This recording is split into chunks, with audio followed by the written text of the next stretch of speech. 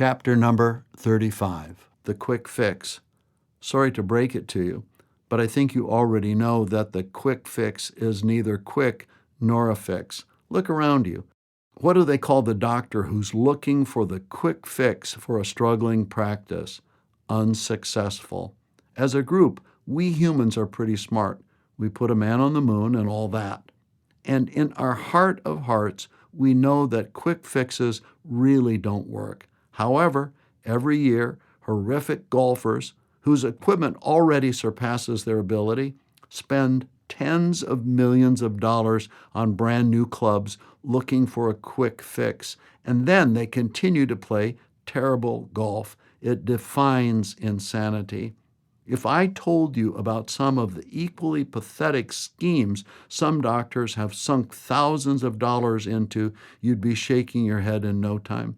If there's a hall of shame, dumb things that cost a lot and don't ever work, is there a hall of fame? Smart things that give great value and success while reducing stress? Yes. But here's the bigger question. Why should you trust me to tell you? How can you know what I say will work? Great questions.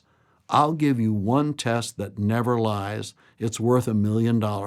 I'll give it to you for free, but you'll have to dig it out. Here we go.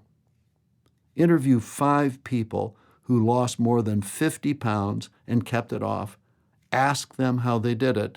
Then interview 5 people who were out of shape and got fit and stayed fit.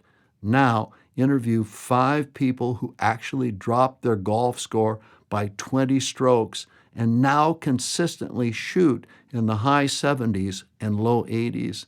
Then interview a chiropractor who used to struggle terribly but now sees an extra 100 to 200 visits a week and yet works half as hard.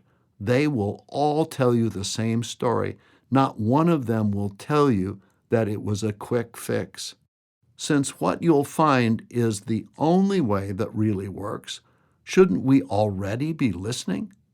By the way, I know that all caps is the writing equivalent of yelling. You would yell too if you regularly spoke to nice doctors who do the wrong thing again and again for decades, expecting a different result. So what does work every time? I know DCs who consistently produce more than 50 new patients a month. They're never looking for a quick fix. I know golfers with a +5 handicap. They frequently play with clubs they've had for years. The thin and fit, and I mean those who used to be really out of shape and have lost quite a bit of weight, all do the same things. They commit to a proven plan, use expert and peer support, and stick to it. The dieter, exerciser, and golfer each use a proven system, enlist a coach, and surround themselves with friends who support them. They know that any plateau or setback can be solved with a system, support, and stick-to-itiveness. What does that look like for the chiropractor? First, join a management company. Is it self-serving for me to say this? Of course it is. But that doesn't mean it's not true.